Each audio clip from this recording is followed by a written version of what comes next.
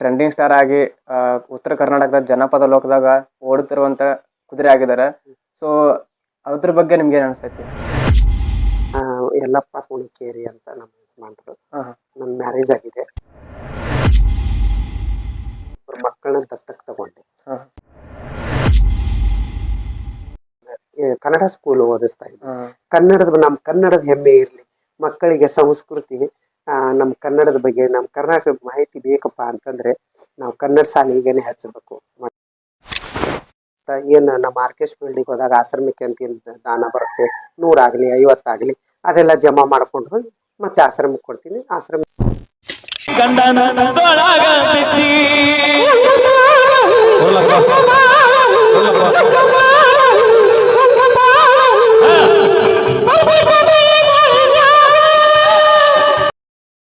ಮತ್ತಿರ್ಗಾ ಇದನ್ನ ಆರ್ಕೆಸ್ಟ್ರಾ ಮಾಡ್ತಾ ಮಾಡ್ತಾ ಸಮಾಜಕ್ಕೆ ಏನಾದ್ರು ಒಂದು ಒಳ್ಳೇದು ಕೊಡ್ಬೇಕು, ಒಳ್ಳೇದು ಮಾಡ್ಬೇಕಲ್ಲ ಅಂದ್ಬಿಟ್ಟು.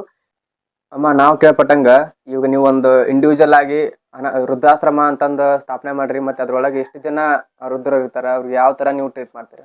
ನಾವು ಅದನ್ನ ಆಶ್ರಮ ಕಟ್ಟಿ 1-3 ವರ್ಷ ಆಯಿತು. ಹೊಸದರಲ್ಲಿ ಸ್ವಲ್ಪ ಕಷ್ಟ ಅನಿಸ್ತು. ಅಲ್ಲೇ ಹಳ್ಳಿ ಒಳಗಡೆ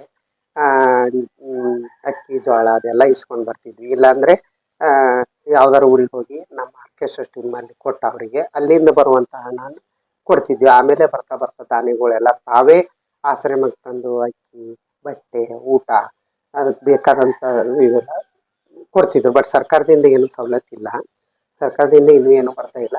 ತಿರ್ಗಾ ನಮ್ಮ ಪಂಪಯ್ಯಜಿ ಒಳಗೆರ ಅಂತವ್ರೆ ಕಾರ್ಯದರ್ಶಿ, ಅವರು ಫಸ್ಟ್ ಈಗ ನಾವು ಆಶ್ರಮ ಕಟ್ಟಬೇಕಾದ್ರೆ ಎಲ್ಲರೂ ಕೂಡ್ಕೊಂಡು ಮಾತಾಡ್ಕೊಂಡಿದ್ವಿ. ನಮ್ಮ ಹತ್ರ ಇಷ್ಟಿಷ್ಟು ಅಮೌಂಟ್ ಅಂತ ಫಸ್ಟೇ ನಾವು ಹಾಕೋದು, ಇಲ್ಲ ಅಂದರೆ ನಾವು ಕಲೆಯಿಂದ ಬಂದಂಥ ದುಡ್ಡನ್ನ ಈ ಆಶ್ರಮಕ್ಕೆ ಹಾಕಿ ಆಶ್ರಮನ ನಡೆಸೋದು ಅಂತ ಮಾತಾಡ್ಕೊಂಡಿದ್ವಿ. ಅದೇ ರೀತಿ ನಡೆಸ್ಕೊಂತಾನೆ ಬಂದ್ವಿ. ಈಗಲೂ ಇದೆ, ಈಗ ರನ್ನಿಂಗಲ್ಲಿದೆ. ನಮ್ಮ ಆಶ್ರಮಕ್ಕೆ ಅಂತ ಏನು ನಮ್ಮ ಆರ್ಕೆಸ್ಟ್ ಬಿಲ್ಡಿಂಗ್ ಹೋದಾಗ ಆಶ್ರಮಕ್ಕೆ ಅಂತ ಏನು ದಾನ ಬರುತ್ತೆ, 100 ಆಗ್ಲಿ 50 ಆಗ್ಲಿ ಅದೆಲ್ಲ ಜಮಾ ಮಾಡ್ಕೊಂಡು ಹೋಗಿ ಮತ್ತೆ ಆಶ್ರಮಕ್ಕೆ ಕೊಡ್ತೀನಿ. ಆಶ್ರಮದಲ್ಲಿ ನಮ್ಮ ಪಂಪಾಯತಿ ಒಳಗಿರೋ ನಡ್ಸ್ಕೊಂಡು ಹೋಗ್ತಾ ಇದ್ದಾರೆ ಕಾರ್ಯದರ್ಶಿ. ಇವಾಗ ಎಷ್ಟು ವರ್ಷ ಆಯ್ತ್ರಿ ನೀವು ಇದು ವೃದ್ಧಾಶ್ರಮ ನಡೆಸ್ಕೊಂಡು? ನಾವು 3ನೇ ವರ್ಷ ಚಾಲ್ತಿ. ಇವಾಗ 3ನೇ ವರ್ಷ. ಪುನೀತ್ ಪುಣ್ಯ ವೃದ್ಧಾಶ್ರಮ ಅಂತ ಪುನೀತ್ ಅವ್ರ ಹೆಸರ ಮೇಲೆ ನಡೆಸ್ತಾ ಇದೀವಿ. ನಮ್ಮ ಮೆಲೋಡಿಸು ಪುನೀತ್ ಮೆಲೋಡಿಸ್ ಪಲ್ಲವಿ ಗಾನಭಜನ ಅಂತ. ಇವಾಗ ಸಮ್ ಟೈಮ್ಸ್ ಏನಾಗತ್ತೆ ಅಂದ್ರೆ ಫ್ಯಾಮಿಲಿ ಒಳಗ ನಾವು 3 ತೊಟ್ಟೆ ತುಂಬಸಾಕ ಬಡದಾಡ್ತಿರ್ತೀವಿ, ಆಗ್ತಿರಂಗಿಲ್ಲ. ಸೊ ಅಂತದ್ರೊಳಗ ಮನಿ ಒಳಗ್ ಬ್ಯಾಡ್ ಅಂತ ಹೊರ ತಿಳಿದವ್ರನ್ನ ನೀವು ಕರ್ಕೊಂಬಂದ್ ಜೋಪಾನ ಮಾಡ್ತೀರಿ. ಇದಕ್ಕೆಲ್ಲ ಇನ್ಸ್ಪಿರೇಷನ್ ಏನ್ ನೋಡ್ರಿ, ನಾವು ಇವತ್ತು ಹುಟ್ಟಿದೀವಿ, ಮನುಷ್ಯ ನಾಳೆ ಸಾಯ್ಲೇಬೇಕು. ಹೋಗೋದ್ರೊಳಗಡೆ ನಮ್ಮ ಕೈಲಿ ಆದಂತ ಸಹಾಯನ ಮಾಡಿ ಹೋಗೋಣ ಅಂದ್ಬಿಟ್ಟು ನಾವು ಇದನ್ನ ಆಯ್ಕೆ ಮಾಡ್ಕೊಂಡು ಎಲ್ಲಿ ಬಸ್ ಸ್ಟ್ಯಾಂಡಲ್ಲಿ ಆಗ್ಲಿ, ದೇವಸ್ಥಾನದಲ್ಲಿ ಆಗ್ಲಿ, ಯಾರೋ ಪಾಪ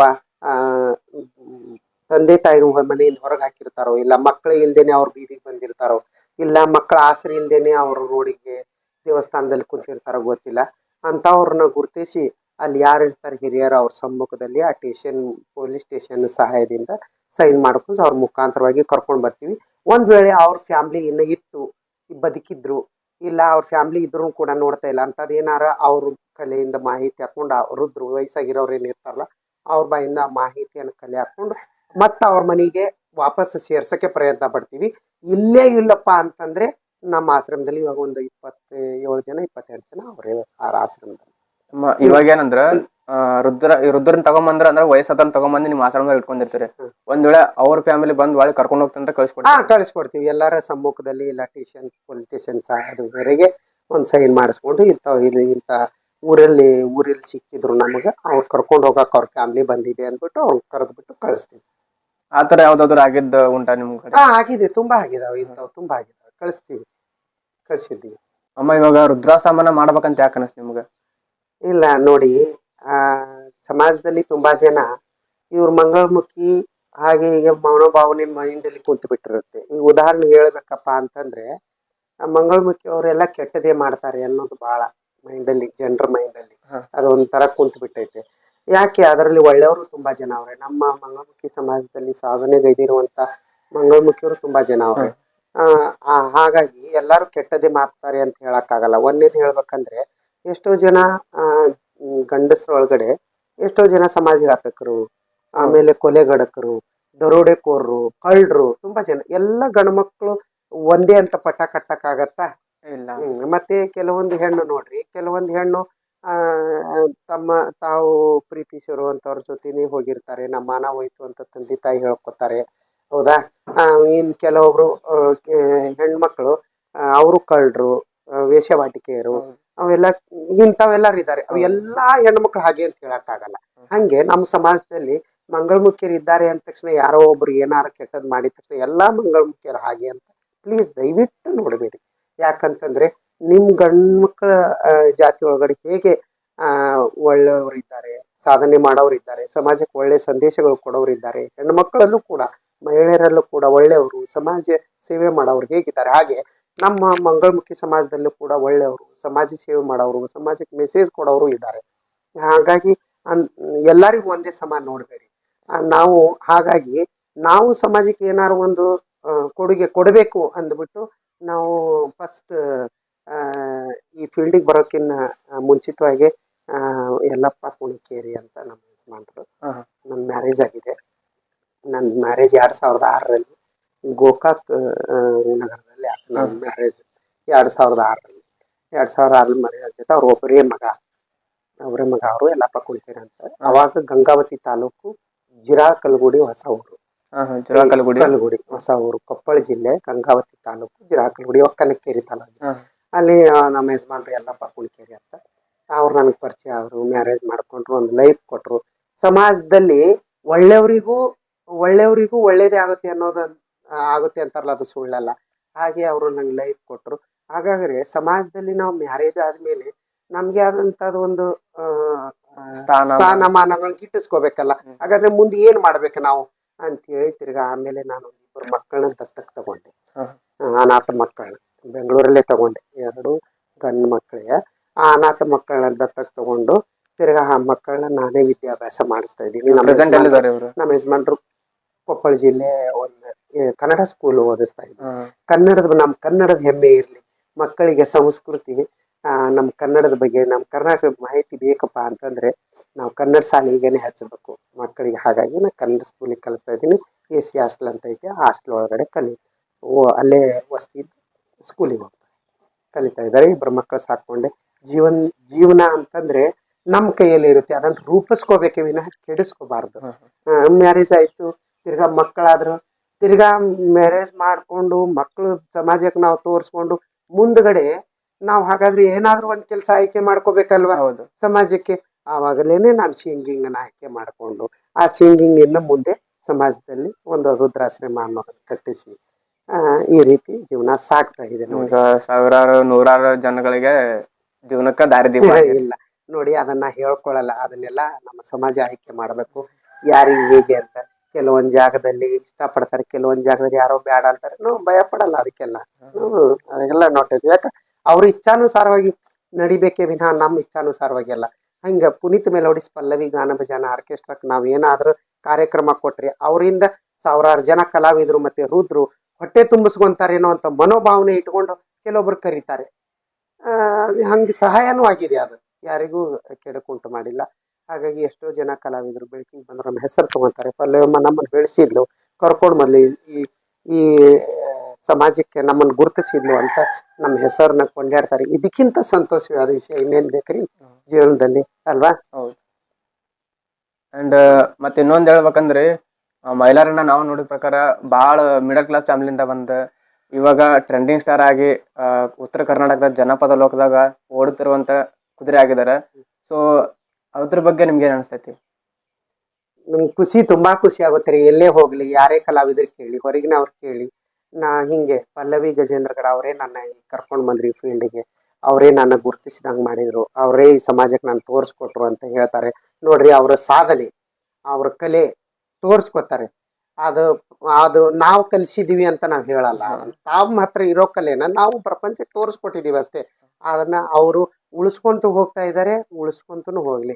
ಅವ್ರನ್ನ ನೋಡ್ಬಿಟ್ಟು ಎಷ್ಟೋ ಕಲಾವಿದರು ನಮಗೂ ತಾಯಿ, ನಮಗೂ ಮಮ್ಮಿ ನೀನು ಅಂತ ಎಷ್ಟೋ ಜನ ಒಂದು ತಾಯಿ ಸ್ಥಾನ ಗೌರವ ಕೊಡ್ತಾರೆ. ಎಷ್ಟೋ ಕಲಾವಿದರು ಏನೇ ಜಗಳ ಆಗ್ಲಿ, ಏನೇ ಅನ್ಯಾಯ ಆಗ್ಲಿ, ಇದನ್ನ ನ್ಯಾಯ ಮಾಡಲು ನ್ಯಾಯ ಆಗಿ ಕೊಡಿಸ್ತಾ ಎಷ್ಟೋ ಕಲಾವಿದರು ನಾನು ಕಾಲ್ ಮಾಡ್ತಾರೆ. ಯಾರೋ ಕಲಾವಿದ್ರು ಕೈ ಕೊಟ್ರು, ಯಾರೋ ಕಲಾವಿದ್ರು ತಪ್ಪಿಸ್ಬಿಟ್ರು, ಯಾರೋ ಕಲಾವಿದ್ರು ಬರ್ತೀವಂತ ಬಿಟ್ರು ಅಂತ ಕಲಾವಿದ್ರದ್ದು ಏನಾದ್ರು ಕಾಲ್ ಬಂದ್ರೆ ನಾನು ಕಾಲ್ ಮಾಡಿ ಅಲ್ಲಿ ಯಾವ್ದಾದ್ರು ಕಲಾವಿದ್ರು ಕಳಿಸ್ಬೇಕಂದ್ರೆ ಕಳಿಸಿ ಸರಿ ಮಾಡ್ಸಿರ್ತೀನಿ. ಒಟ್ಟಿನಲ್ಲಿ ಹೇಳ್ಬೇಕಂದ್ರೆ ಕಲಾವಿದರ ತಾಯಿ ಅಂತ ಹೇಳ್ತಾರೆ ನಮ್ಮ ಕಲಾವಿದ್ರು. ಅದಕ್ಕಿಂತ ದೊಡ್ಡ ಖುಷಿ ನನ್ಗೆ ಯಾವುದೂ ಇಲ್ಲ.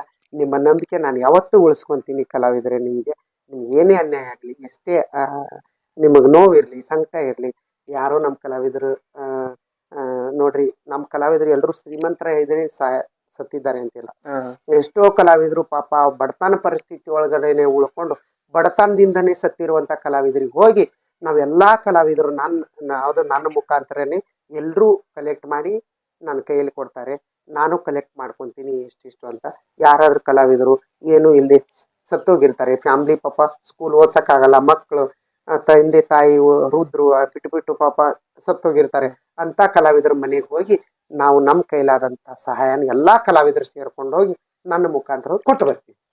ಅಮ್ಮ, ನಿಮ್ದು ಕಲೆ ಒಳಗ ಮೊದ್ಲಿಂದ ಇದ್ದಂತ ಜೀವನಕ್ಕೂ ಮತ್ತೆ ಇವಾಗಿರೋ ಜೀವನಕ್ಕೂ ಏನ್ ವ್ಯತ್ಯಾಸ ಕಾಣ್ತೈತಿ ನಿಮ್ಗೆ? ಮೊದ್ಲಿನ ಇದ್ದ ಜೀವನ ನೆನೆಸ್ಕೊಂಡ್ರಿ ಸರ್, ಅದು ತುಂಬಾ ನೋವು ಅನ್ಸುತ್ತೆ. ಯಾಕಂದ್ರೆ ಅದನ್ನು ಹೇಳ್ಕೊಳಕ್ ಆಗದೆ ಇರೋವಂಥ, ಅದನ್ನ ನುಂಗಕ್ ಆಗದೆ ಇರುವಂತ ನೋವು. ಯಾಕಂದ್ರೆ ಆ ಜೀವನದಲ್ಲಿ ಎಷ್ಟೋ ಕಷ್ಟಗಳನ್ನ ನಾವು ಹೊಡೆದು ಬಂದಿರ್ತೀವಿ. ಬೇಡ ನೋಡಿ, ಯಾಕಂದ್ರೆ ಕಷ್ಟ ಅಂತ ಬಂದಿದೆ ಅಂತ ಕೊರಗಬಾರ್ದಂತ, ಸುಖ ಬಂದಿದೆ ಅಂತ ಹಿಗ್ಗಬಾರ್ದಂತ. ಹಂಗೆ ಜೀವನದಲ್ಲಿ ಯಾರು ಬದಲಾವಣೆ ಮಾಡ್ತಾರೆ ಅಂತ ನಾವು ಕೂತ್ಕೊಳ್ಳೋದಕ್ಕಿಂತ ನಮ್ಮ ಜೀವನನ ಹೇಗೆ ಬದಲಾವಣೆ ಮಾಡ್ಕೋಬೇಕು ಅನ್ನೋದನ್ನ ಕಲಿಬೇಕೇ ವಿನಃ ಒಬ್ಬರಿಗೆ ಕೆಟ್ಟದ್ ಮಾಡಬಾರ್ದು. ನಮ್ಮ ನಡೆ ನುಡಿ ಒಳ್ಳೇದಾಗಿರ್ಬೇಕು, ಒಬ್ಬರಿಗೆ ಕೆಟ್ಟದ್ ಬಯಸಬಾರ್ದು. ನಮ್ಮ ನಡೆ ನುಡಿ ಒಳ್ಳೇದಿದ್ರೆ ನಮಗ್ ಒಳ್ಳೇದೇ ಆಗುತ್ತೆ. ಯಾರನ್ನೋ ಕೆಟ್ಟದ್ ಬಯಸಿ ನಾವು ಸಂತೋಷವಾಗಿರೋದ್ರಲ್ಲಿ ಉತ್ತಮ ಲಾಭ ಇಲ್ಲ. ಒಬ್ಬರನ್ನ ಒಳ್ಳೇದ್ ನಾವು ಬಯಸಿದ್ರೆ ನಮ್ಗೆ ಒಳ್ಳೇದಾಗೆ ಆಗುತ್ತೆ. ಇದೆ ನಮ್ಮ ಮನೋಭಾವನೆ. ನಮಗೆ ನಾನ್ ನಡ್ಕೊಂಡು ಬಂದ ಪ್ರಕಾರ, ನಾನ್ ನೋಡಿದ ಪ್ರಕಾರ ಸಮಾಜದಲ್ಲಿ ನಾವ್ ಒಬ್ರಿಗೆ ಕೆಟ್ಟದ್ ಬಯಸಿದ್ರೆ ಅದು ನಮ್ಗೆ ಕೆಟ್ಟದ್ ಖಂಡಿತವಾಗ್ಲೂ ಆಗುತ್ತೆ. ಅದು ಬಿಟ್ಟು ಕರ್ಮ ಅಲ್ಲ. ಇಲ್ಲೇ ಅವಾಗಿತ್ತು ನಮ್ಮ ಅಜ್ಜ ಅಮ್ಮ ಮುತ್ತಜ್ಜ ತಾತ ಅವರ ಕಾಲದಲ್ಲಿ ಇತ್ತಂತೆ, ಯಾರೋ ತಂದೆ ತಾಯಿ ಅಲ್ಲಿ ತಾತ ನೀ ತಪ್ಪು ಮಾಡಿದ್ರು ನಿನ್ ಮಗ ಮೊಮ್ಮಗನಿಗೆ ಶಾಪ ತಟ್ಟೈತೆ ಅಂತಿದ್ರಂತೆ. ಇವಾಗ ಹಂಗಿಲ್ಲ. ಇವಾಗ ನಾವು ಏನಾದ್ರೂ ತಪ್ಪು ಮಾಡಿದ್ರೆ ಅದನ್ನ ಈ ಇದರಲ್ಲೇನೆ ಅನುಭವಿಸಿ ಹೋಗ್ಬೇಕು. ಇದೇ ಜೀವನದಲ್ಲೇ ಅನುಭವಿಸಿ ಮುಂದೆ ಹೋಗ್ಬೇಕು. ಮುಂದಿನ ಜೀವನ ನಾವ್ ಯಾರು ಕಂಡಿಲ್ಲ. ಹಾಗಾಗಿ ನಾವ್ ಯಾರಿಗೇನಾದ್ರು ಕೆಟ್ಟದ್ ಮಾಡಿದ್ರೆ ಇಲ್ಲಿ ಅನುಭವಿಸಿ ಹೋಗ್ಬೇಕು. ಅಂದ್ರ ಅಮ್ಮ, ನಿಮ್ದು ಆರ್ಕೆಸ್ಟ್ರಾ ಓಪನ್ ಮಾಡಿದ್ರಲ್ರಿ, ಮೊದ್ಲೇ ಕಾರ್ಯಕ್ರಮ ಯಾವ ಊರಾಗ ಕೊಟ್ರಿ? ಮೊದಲೇ ಕಾರ್ಯಕ್ರಮ ಗಜೇಂದ್ರಗಡ ತಾಲೂಕು ರಾಜೂರ್ ಗ್ರಾಮ ಕೊಟ್ಟಿದ್ದೆ. ಅಲ್ಲಿ ಯಾವ ತರ ಸಪೋರ್ಟಿಂಗ್ ಸಿಕ್ತು ನಿಮ್ಗೆ? ಅಂದ್ರ ಒಂದೇ ಈ ಕಾಮನ್ ಆಗಿ ಒಂದೇ ಪ್ರೋಗ್ರಾಮ್ ನಡೆಸ್ತಿರ್ತೀವಿ, ಈಗ ಏನ್ ಅಡೆತಡೆ ಉಂಟಾಯ್ತಾ ಅಥವಾ ಹೆಂಗೆ? ಕೆಲವೊಬ್ರು ಏನಂದ್ರು, ಇವ್ರು ಹಂಗೆ ಮಂಗಳಮುಖಿ ಅಲ್ವಾ, ಹಂಗೆ ಇವ್ರು ಹೇಗೆ ಆಡ್ತಾರೆ, ಹಂಗೆ ಹಿಂಗೆ ಫಸ್ಟ್ನೇ ಪ್ರೋಗ್ರಾಮ್ ಕೊಡುವಾಗ ಇದೆಲ್ಲ ಚರ್ಚೆ ಮಾಡಿದ್ರಂತೆ. ಇದೆಲ್ಲ ಚರ್ಚೆ ಮಾಡಿ ಇರ್ಲಿ ನೋಡೋಣ, ಯಾಕಂದ್ರೆ ಅವ್ರಿಗೂ ಒಂದು ಬದುಕಕ್ ದಾರಿ ಹುಡಿಕೊಂಡಿದ್ದಾರೆ, ಅದಕ್ಕೆ ನಾವು ಒಂದು ಸಹಕರಣೆ ಮಾಡೋಣ, ಅವ್ರಿಗೂ ಬದುಕಕ್ ಒಂದು ದಾರಿ ನಾವಾಗ್ಲೇನೆ ಕೊಡೋಣ ಅಂತ ಹೇಳಿ ಅವರು ಮತ್ತೆ ತಿರ್ಗಾ ಗಜೇಂದ್ರಗಡ ತಾಲೂಕು ಕುಂಟೋಜಿ ಗ್ರಾಮ ಅವರು ಕೂಡ ಸಪೋರ್ಟ್ ಕೊಟ್ರು.